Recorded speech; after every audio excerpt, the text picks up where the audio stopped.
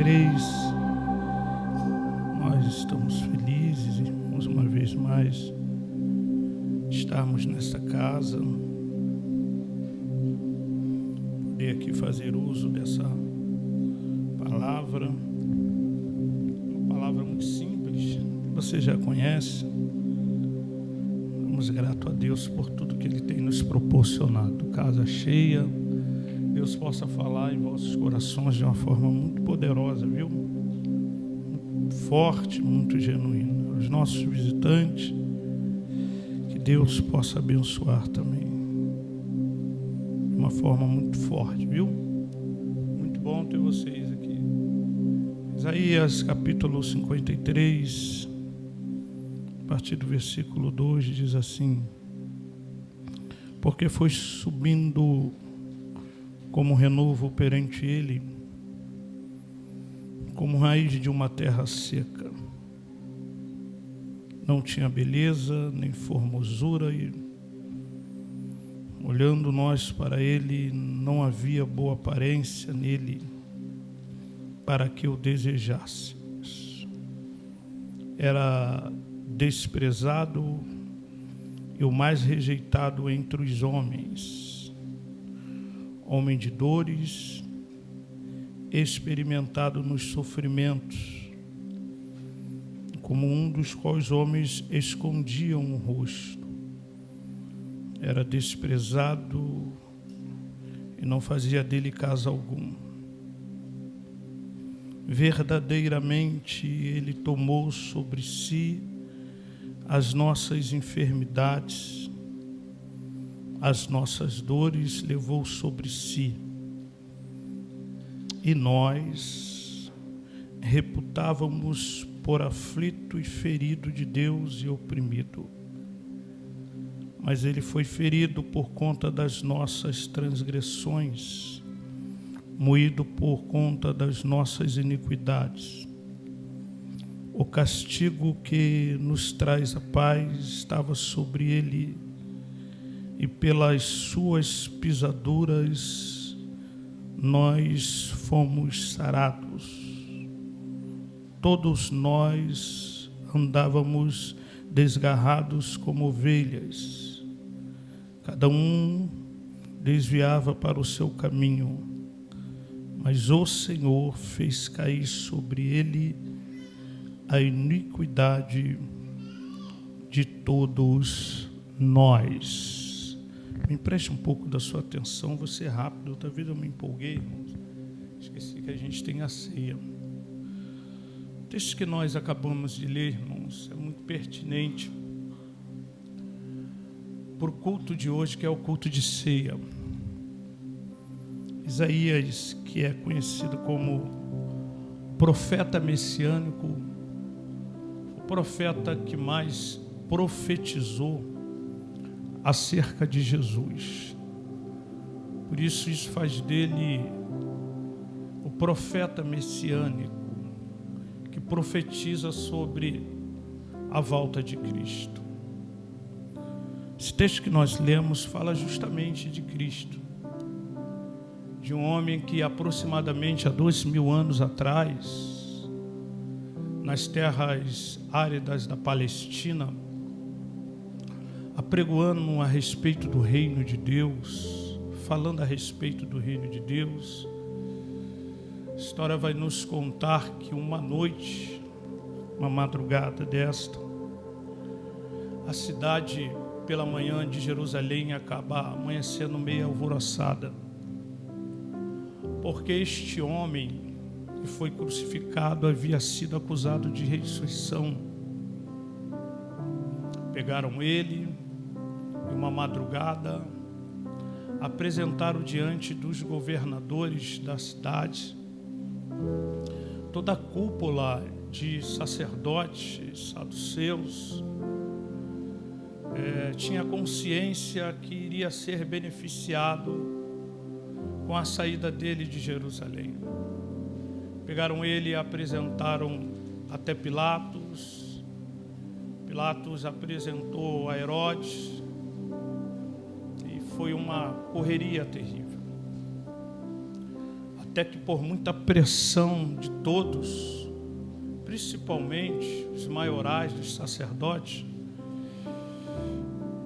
Pilatos resolve dar um ultimato e levar para dentro da fortaleza Antônia. E depois de uma certa conversa, pressão, resolve dar uma quarentena de açoite ao nosso Cristo, que você bem conhece. Chegando nesse ambiente, neste local, os soldados romanos com um chicote na mão, batendo, esbofeteando, fazendo o meu e o seu Cristo sofrer. Não muito tempo depois, ali naquele mesmo ambiente, depois de ensanguentado, depois de esbofeteado, um dos soldados tem uma ideia terrível. Pegaram uma capa com um dos soldados romanos e perguntaram para ele: você não é rei? Rei que é rei precisa ter capa. Pegaram uma espécie de capa romana vermelha, envolveram o nosso Cristo, colocando a capa sobre as suas costas.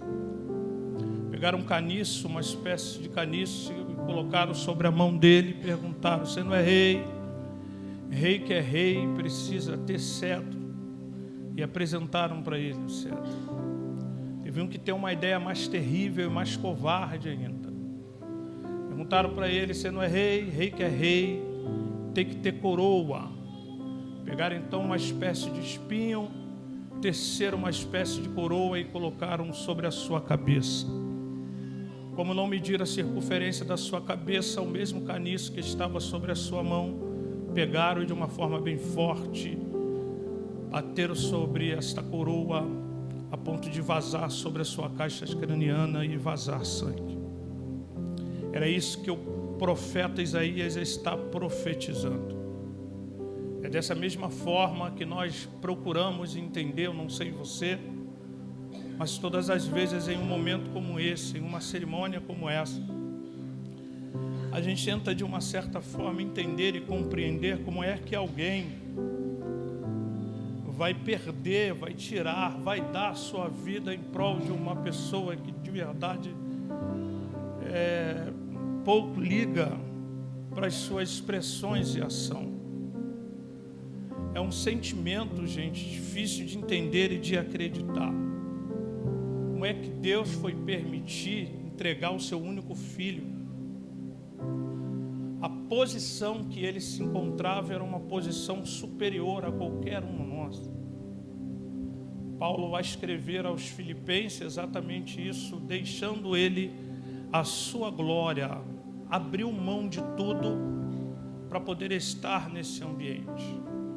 Ele é o próprio sacrifício, ele é a própria oferenda por nós.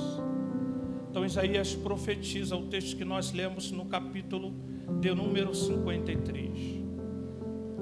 Na verdade, a indagação que recai sobre os nossos ombros, o que levou a Cristo à cruz? Eu não sei você, essa pergunta ela precisa estar muito resolvida e viva dentro de nós. Porque quando eu faço a pergunta e me deparo com o texto de Isaías 53, logo as minhas indagações elas são resolvidas, as minhas queixas e perguntas são respondidas. Todas as vezes em que eu faço essas indagações que nós falamos na introdução, e a pergunta é para mim e para você: o que de fato comoveu este homem a morrer por nós? Quando eu faço uma inferência da minha vida, olho para dentro de mim, a pergunta é: valeu a pena isso? Fato.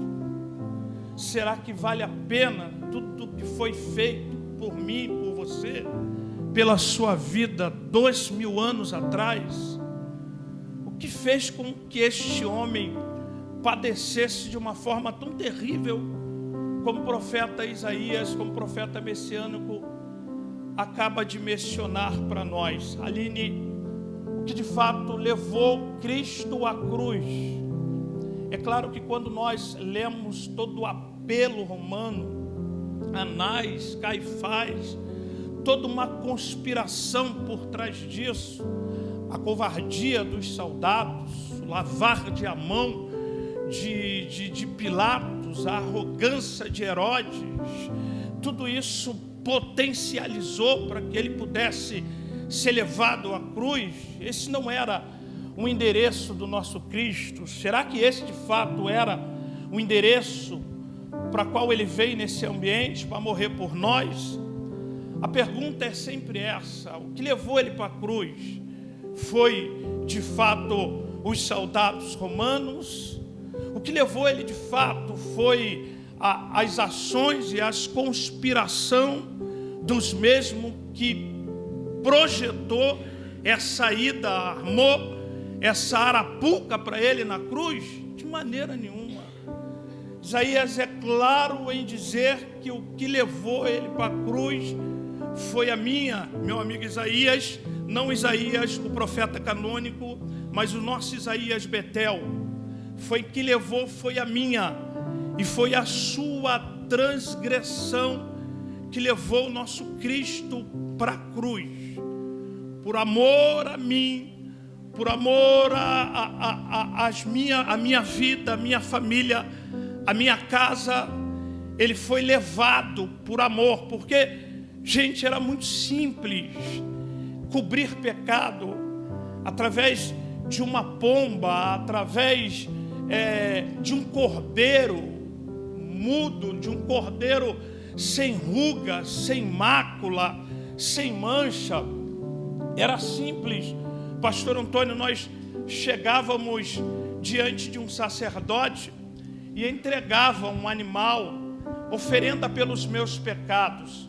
Ele examinava, porque o sacerdote ele conhecia, ele não só estudava a lei, todo cunho sacerdotal, mas estudava também a veterinária, para quando eu entregar o meu animal, a minha pomba, o meu cordeiro na mão dele, ele ia examinar, examinando ele ia entender, compreender se esse animal tinha alguma marca, alguma ruga, coisas desse gênero. Uma vez que ele tiver algum defeito, ele não poderia ser oferecido ou como corban, ele não poderia ser oferecido como sacrifício em prol dos meus pecados. E era muito simples resolver essa problemática. O tempo passa, agora quem pecou foi o sangue humano. Alguém precisa pagar esse preço pelas minhas ofensas, pelos meus erros, Juliana. E como é que resolve isso?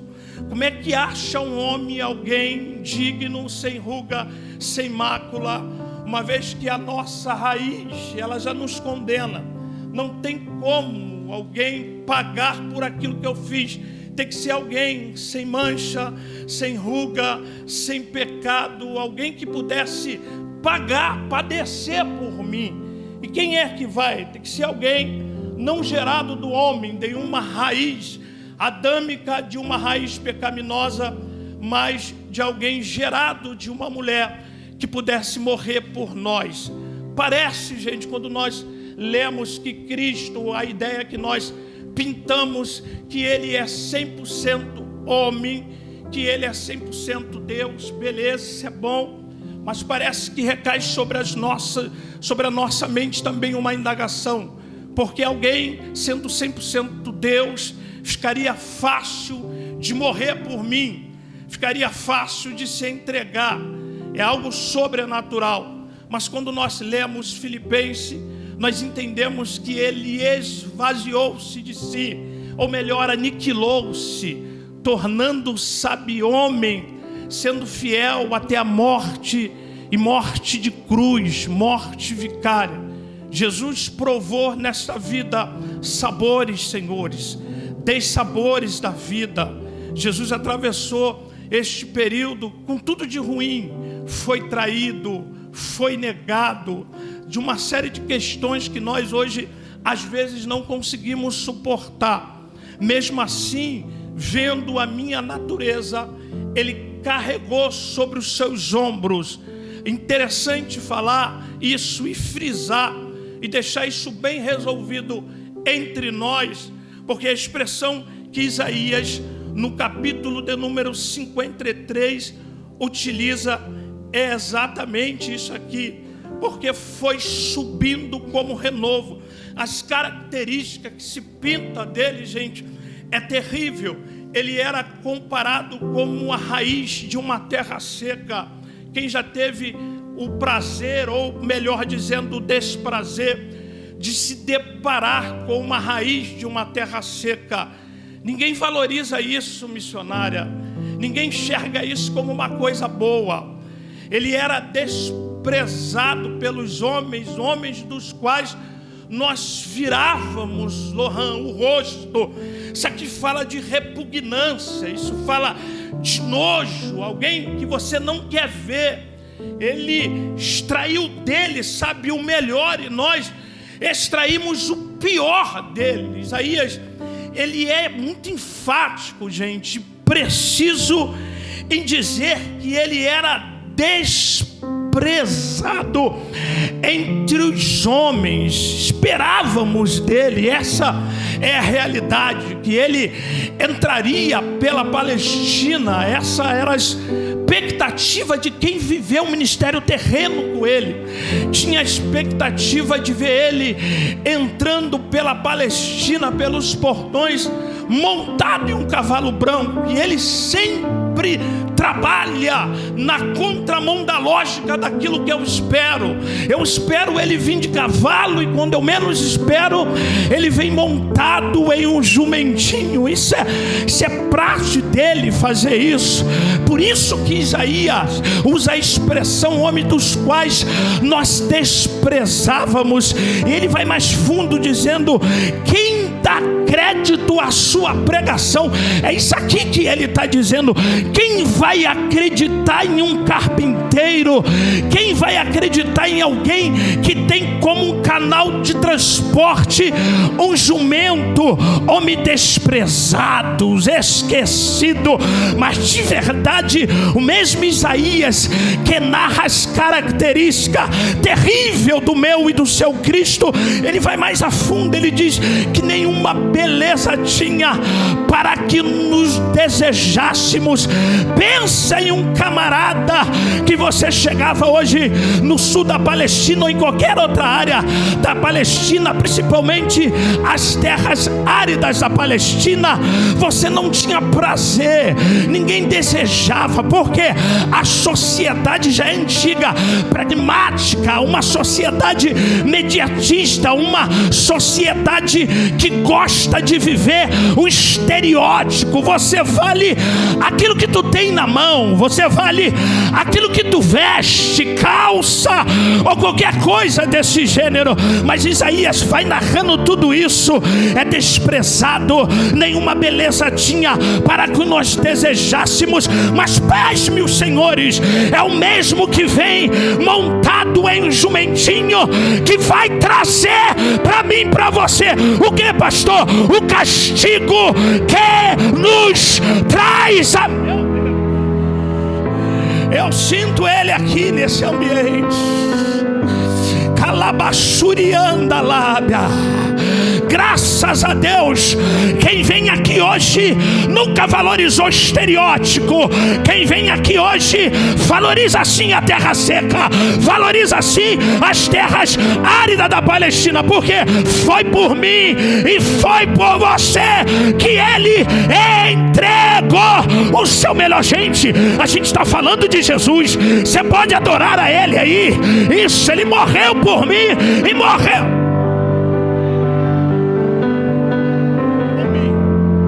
Experimentado nas dores, ele sabe, gente, o que é dor. Ele sabe o que é depressão.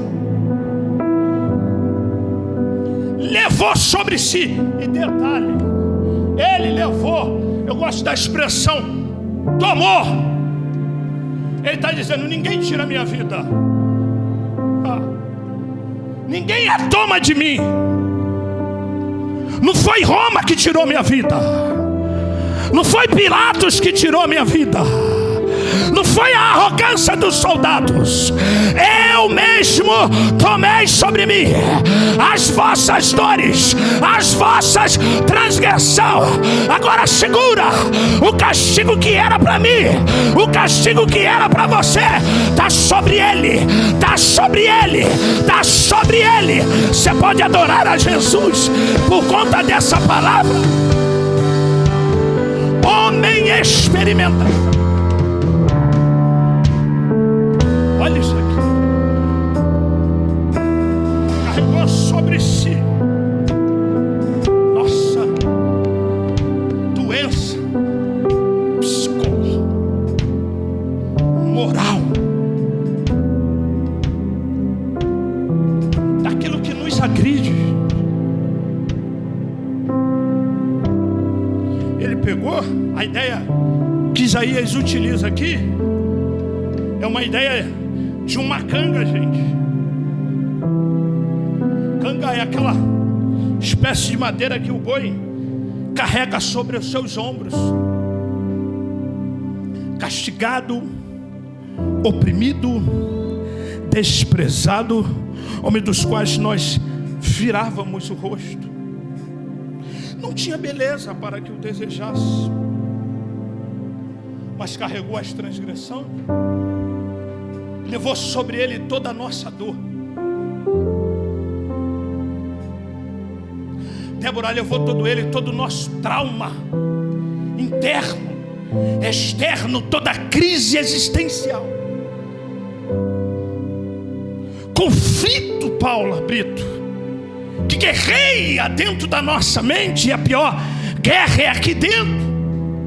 Só para você ter ideia, você tem aproximadamente quase 200 pessoas aqui, entre a nave e a galeria. Mentes diferentes. Tem gente aqui que está adorando, mas está preso no amanhã, que é o que predomina hoje: depressão e ansiedade, excesso de futuro e excesso de passado, que garra e que arranca de nós essa visão que nós temos acerca do profeta e de quem ele representa para nós. Isaías já profetizava isso,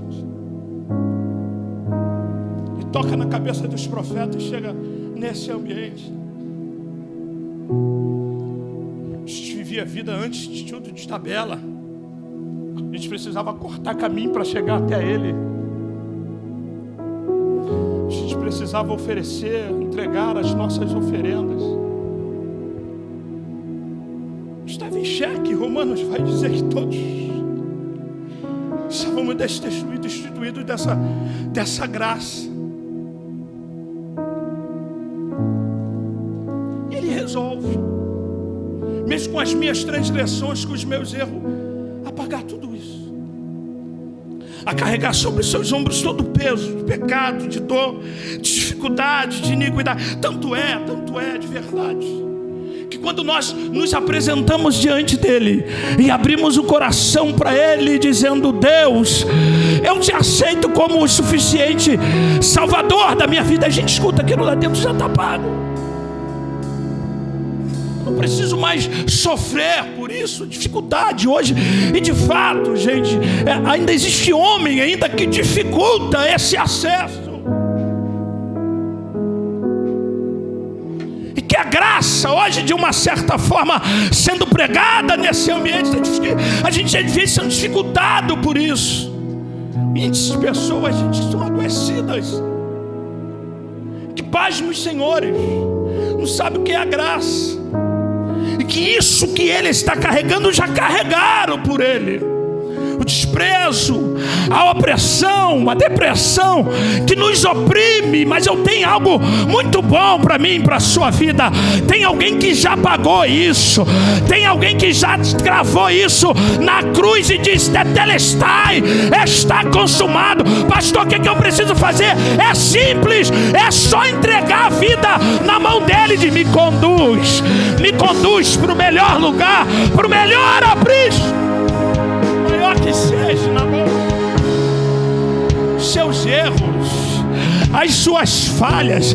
Ele não pergunta se você adulterou, se você pecou, se você caiu. Na verdade, ele não quer saber o que aconteceu daqui a 10 minutos. Ele quer fazer o seguinte, ó: tá pago já, tá pago. Toma posse da cruz, porque o Cordeiro de Deus já foi. Você pode adorar o Cordeiro, você pode adorar o Cordeiro de Deus. Ficamos presos, meu amigo Jair, ao passado. Não tem que ser assim, porque assim é o politicamente correto. A gente fica preso, a gente fica agarrado e esquecemos que já está pago, está pago, está pago, está pago, está pago.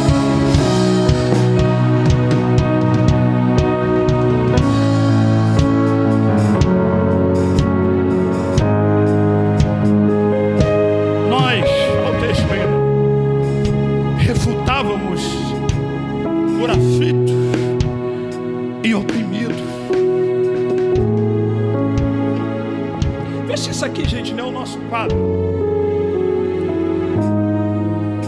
Vocês já viram? Uma pessoa na opressão? Quem já viu, levanta a mão. Já viu? Meu Deus, o gás? Ou fui eu que trouxe errado? Estávamos aflitos e oprimidos. Refutávamos como ele, oprimido, aflitos e oprimidos, possessão e opressão, possessão demônio de fora, opressão demônio de dentro, oprimido por tudo isso. Refutávamos. Aí ele continua pegando, mas ele, com toda a misericórdia, pegou isso, tomou aquilo, lançou sobre mim e disse: tu está curado. Você sabia que só liberando essa palavra aqui, Jesus pode entrar no teu interior e curar agora a depressão, e curar agora a opressão? Então coloca a mão na tua cabeça. Meu Deus, eu estou consubstanciado e tomado pelo Espírito de Deus aqui. Toda ansiedade e toda depressão cai por terra agora. Isso, recebe. Ei, meu Jesus, olha lá, ó. Isso, recebe aí, recebe aí, recebe essa graça de Deus.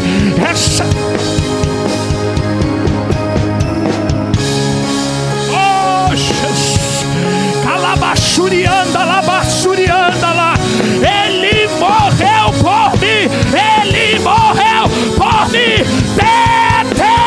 Deixai, tá pago, tá pago, tá pago.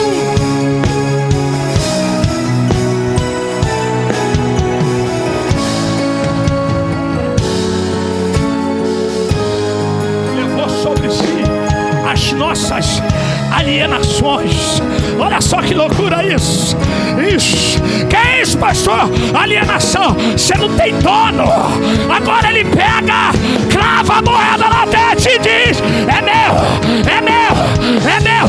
Toda a cédula que foi riscada hoje é liberto pelo sangue de Jesus. Isso. Calabachurianda lá, inimicanda lá, alabacanda lá. Essa é a libertação, a libertação.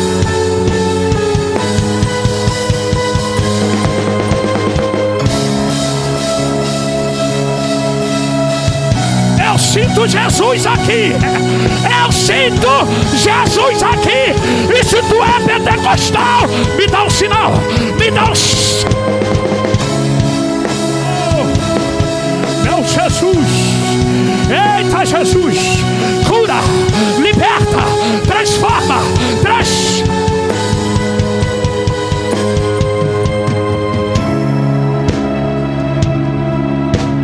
Isso, fique sobre seus pés, fique aí sobre seus pés, fique adorando, olha aí. Isso, isso, isso. Foi pago na cruz, foi pago na cruz. Pastor, pastor, hoje eu não vou nem tomar Santa Sé. Fica tranquilo, porque o Cordeiro de Deus que tira o pecado do mundo.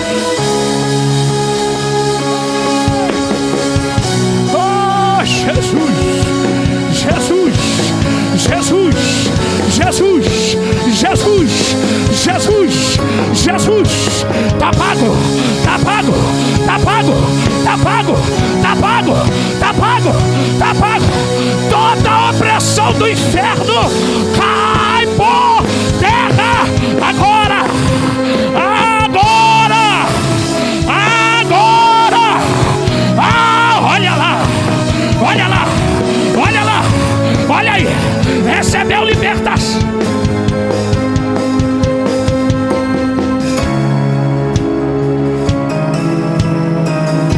Todo conflito mental está saindo agora, em nome de Jesus. Olha aí, isso, calabachurianda lá, canta lá, ele me canta lá, ele me canta lá, bachurianda lá, ele me play do healing. Recebe aí a libertação da paz.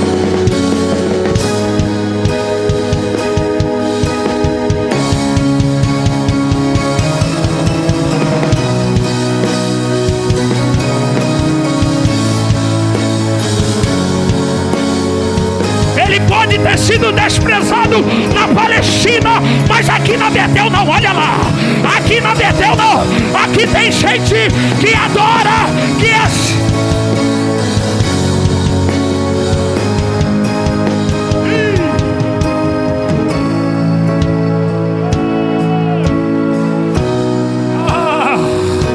Quem falou pra você que você não pode?